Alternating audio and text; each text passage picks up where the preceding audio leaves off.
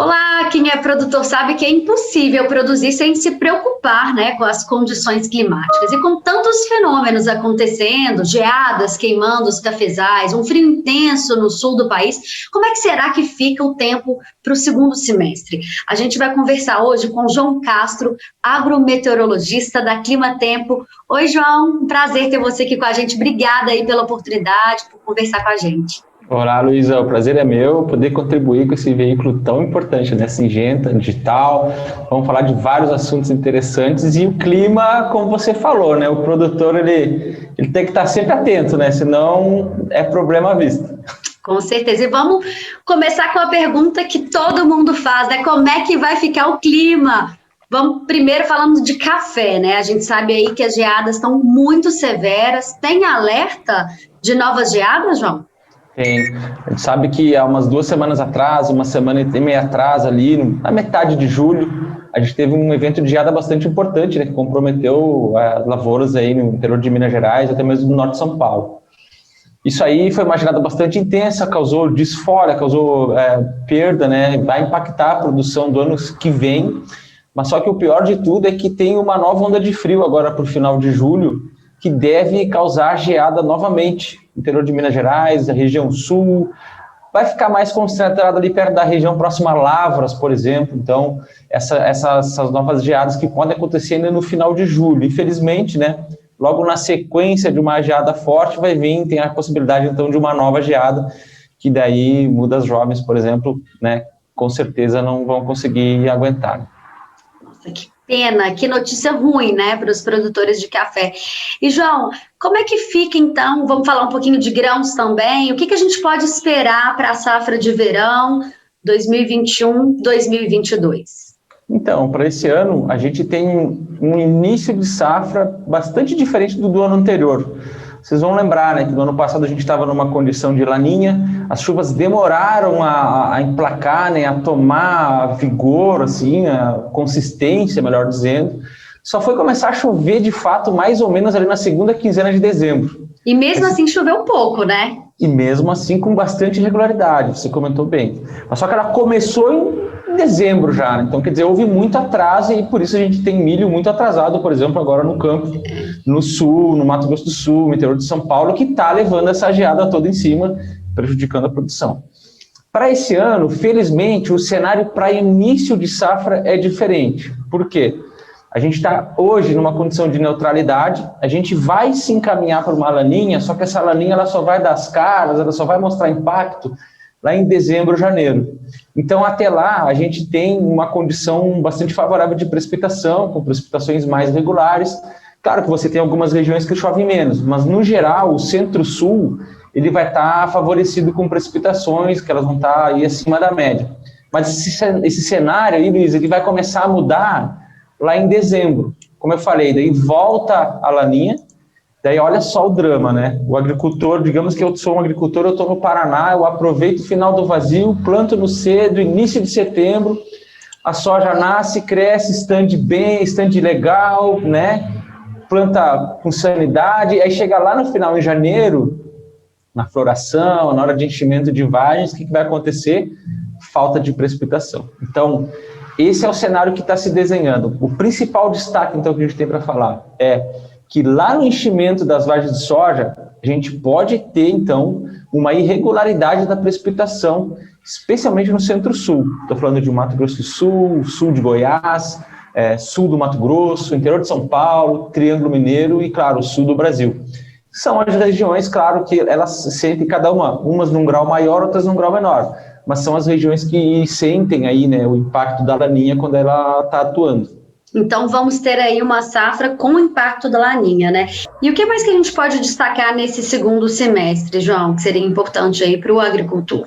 O ponto principal é essa questão da precipitação, né? Então, na medida do possível, né, aí ter a adoção de cultivares cada vez com maior tecnologia, mais resistentes, na medida do possível, antecipar ao máximo o ciclo, né, a data de plantio. E uma outra estratégia também bastante interessante para tentar fugir dessa irregularidade da precipitação, e é uma estratégia que o pessoal no sul já tem utilizado para híbridos de milho. É o quê? fazer o plantio escalonado, com diferentes datas de semeadura, e cultivares e híbridos de diferentes comprimentos de ciclo também. Então, o que ele faz? É uma tentativa que você tem de escapar, né, dos períodos de estiagem que coincidam justamente com o período crítico, né, para não ter abortamento de flores, etc. Então, essa é uma estratégia que está sendo cada vez mais adotada no sul, né, que é onde sente, de fato, mais, né, o efeito da estiagem, mas que ela pode ser expandida para o resto do país inteiro como uma boa estratégia de manejo, tentar fugir das estiagens. Eu queria também saber aí, puxando um pouquinho para o nosso lado, né, sobre as soluções digitais que a gente encontra hoje no mercado, a Syngenta Digital está aí também. Queria sua opinião em relação às tecnologias digitais aí para o campo. Elas, claro, vêm a somar e a contribuir muito, né? Com certeza. Eu costumo dizer, na agricultura a gente passa por alguns períodos assim de grande transformação. Então, a gente teve uma revolução muito grande com o plantio direto. Depois a gente teve uma revolução muito grande com a AP, né, com a agricultura de precisão, e agora a gente está tendo uma outra revolução muito grande que é o digital, né, o digital. Então, cada vez acesso mais facilitado a ferramentas, a internet, né, chegando cada vez mais no campo. Toda ferramenta digital, eu digo que ela é um tesouro que está na mão do agricultor, só ele tem que saber utilizar da melhor forma correta. E aí a gente tem várias empresas fornecendo serviços. Aí tem os consultores em campo, que ajudam o agricultor. Muitas vezes o agricultor está um pouco desconfiado, né? Não quer fazer essa adoção da tecnologia. Mas uma coisa que eu entendo que vai mudar aí dentro dos próximos anos é que a gente está numa fase também de transição, né? A sucessão familiar está acontecendo. Então, o que já acontece... Os jovens estão chegando, né? O que acontece muito? O pai lá, o pai, o tio, bateu alguém na fazenda querendo vender, não, tá... cuida disso aí para mim, João, que é o filho, que é o sobrinho. Então, o pessoal mais jovem, ele está adotando isso aí, e você vê isso aí nos congressos, né? Cada vez mais o público jovem, os filhos dos agricultores, os sobrinhos, os primos. Então, o pessoal mais jovem, eles estão tomando essa dianteira, porque dá um impacto muito importante, né? Seja até num dado mais simples de todo, que é o registro de chuva. Então, hoje a gente tem, por exemplo, estações meteorológicas no campo. Se eu como consultor de clima, falar para um agricultor, olha, nesse ano a precipitação vai ser abaixo da média. Na agricultura tradicional, o que esse agricultor ele vai fazer? Ele vai recorrer à caderneta dele, não é nem no computador no Excel, é numa caderneta, vai procurar aquele registro de chuva de novembro. Ele não vai achar, sabe lá onde está essa caderneta, entende? Então, com a adoção, a possibilidade de ter equipamentos digitais hoje em dia, isso facilita muito, porque você vai criando banco de dados histórico para a sua região, fica armazenado, vai para a nuvem, a empresa dá manutenção no equipamento. Então, isso tudo vem, Luísa, no meu ver, para auxiliar de forma bastante positiva. Lembrando que a gente está nesse meio aí de mudança climática, né? Então, tem chovido cada vez menos, chovido cada vez com uma recorrência menor. Então, daqui para frente, o que vai acontecer? Aquela questão que eu falei, né, que era o agricultor, o pai, ele estava acostumado com um plantio em determinada data, com uma cultivar lá de 120 dias, 110 dias. Hoje em dia não é mais isso. Então, hoje em dia, essa cultivar ela já tem que ser de 90, já tem que ser uma super precoce, a data de plantio já mudou, tudo isso como resposta à mudança do clima, né? As janelas estão cada vez mais curtas, e você ter dado climático é a ponte que vai te levar para um futuro de produtividades cada vez maiores, porque você conhece a sua região e não toma decisões baseadas numa informação mais genérica, né, que é o que acontece hoje em dia. Na região X aqui eu planto com a minha cultivar de 120, vai dar certo. Você não tem mais garantia de nada disso, né? E daqui para frente, cada vez, isso aí vai estar mais latente. Legal demais, João, com certeza. É uma solução que só facilita e agiliza aí a tomada de decisão do produtor, né?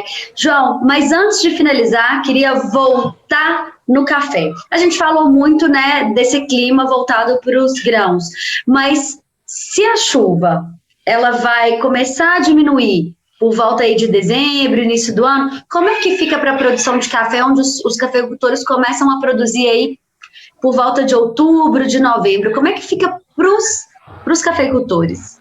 Então, fica uma situação difícil, né? Difícil. Porque mais uma vez, mais um ano difícil. Mais uma vez, exato, mais um ano difícil.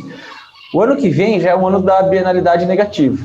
Então, você tem a bienalidade negativa, você tem plantas jovens que agora elas foram impactadas pelas geadas, tá?